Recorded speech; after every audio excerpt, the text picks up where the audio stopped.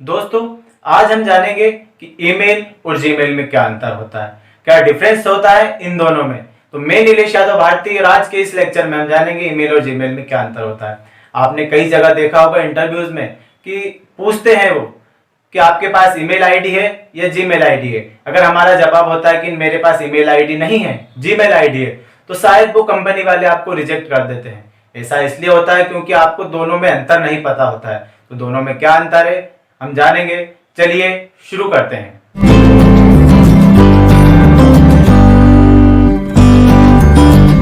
सबसे पहले हम जानेंगे कि ईमेल क्या होता है। तो ईमेल क्या होता है? ईमेल एक वर्चुअल आईडी है, एक प्लेटफॉर्म है जिसके द्वारा हम मेल करते हैं। जैसा पहले होता था कि हमें अगर हमारी कोई सी भी चीज पोस्ट करनी रहती थी तो हम उसे पोस्ट ऑफिस के माध्यम से पोस्ट करते थे या कोई प्राइवेट सर्विस के माध्यम से पोस्ट करते थे। तो जो पोस्ट है वो उसका स्थान बदलकर ईमेल ने ले लिया है, क्योंकि हमारी लाइफ फास्ट हो गई है और अब इंटरनेट का जमाना भी है। तो पोस्ट का स्थान ले लिया है ईमेल ने। Email electronic mail. अब जानते हैं कि जीमेल क्या होता है। तो जीमेल जो है एक वो सर्विस प्रोवाइडर है।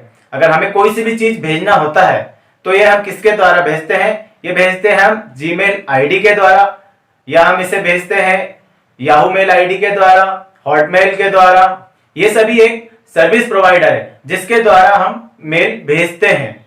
अगर हम आसान भाषा में समझें तो हमें जीमेल और ईमेल का अंतर कैसे पता चलेगा।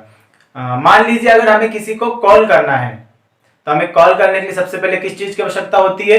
वो होती है नेटवर्क की। तो आप नेटवर्क को मान लीजिए ईमेल। नेटवर्क जो है हमारा ईमेल हो गया। अब इसके बाद हमें चाहिए क्या? हमें एक सर्विस प्रोवाइडर चाहिए, जैसे एयरटेल, आइडिया या यूनिनॉर, जियो। ये हो गए हमारे सर्विस प्रोवाइडर। तो हम नेटवर्क के माध्यम से कॉल करते हैं किसी एक सर्विस प्रोवाइडर पे।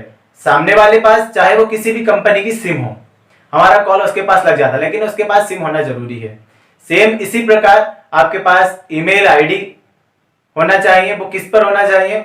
जीमेल, याहू मेल, हॉटमेल, इन पे आपकी आईडी बनी हुई होना चाहिए। फिर आप ईमेल के माध्यम से मेल भेजते हैं। जो आपके पास मैसेज आता है उस पर पीछे लिखा रहता है कि जीमेल, हॉटमेल, याहू मेल। तो इससे आपको पता चलता है कि कौन से सर्विस प्रोवाइडर ने आपके पास मेल भेजा है। जो हमारा यूजर नेम होता है वो होता है हमारा एड्रेस। जैसे हम पहले पोस्ट करते थे और हम उसका एड्रेस लिखते थे, नीचे हम एड्रेस लिखते थे कि इस स्थान पर हमें भेजना है। तो अब उस एड्रेस का स्थान ले लिया हमारे यूजर नेम में। जैसे मेरी आईडी है नीलेश यादव @gmail.com। तो नीलेश यादव जो हो गया वो मेरा हो गया एड्रेस। @gmail.com जो मेरा है वो gmail.com सर्विस प्रोवाइडर है। मैं चाहता तो इसे याहू मेल पे भी बना सकता था, मैं इसे रेडिट मेल पे भी बना सकता था। तो नीलेश यादव @gmail.com, नीलेश यादव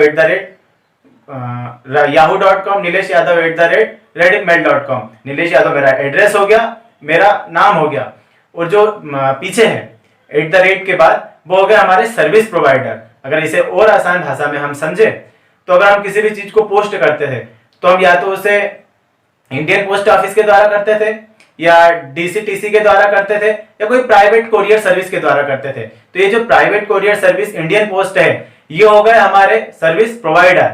अब यही सर्विस प्रोवाइडर का स्थान ले लिया है जीमेल ने, याहू मेल ने, हॉटमेल ने। इन्होंने इनका स्थान ले लिया है।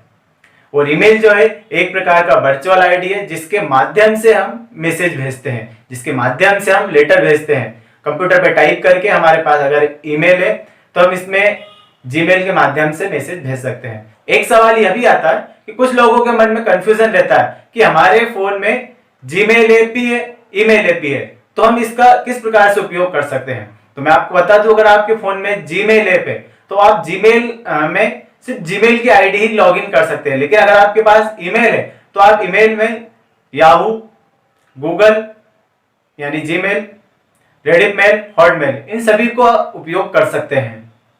जैसे आपके पास फोन है तो आप उसमें सभी सिम का उपयोग कर सकते हैं, लेकिन अगर आपके पास जियो का फोन है तो आप केवल उसमें जियो की सिम उपयोग कर सकते हैं। सेम इसी प्रकार आपके पास अगर फोन में जीमेल ऐप है तो आप उसमें केवल जीमेल की आईडी ही डाल सकते हैं। तो दोस्तों, मुझे लगता है कि आपको ये टॉपिक बड़े अच्छे से समझ में आया होगा, और अगर आपको ये वीडियो पसंद आया हो तो इसे लाइक, शेयर, सब्सक्राइब जरूर करें। अगली वीडियो में हम जानेंगे कि हम जो मेल भेजते हैं उसके नीचे सीसी और बीसीसी लिखा रहता है, इसका क्या अंतर होता है। चलिए फिर मिलते हैं इसी चैनल पर। तब तक के लिए जय हिंद, जय भारत।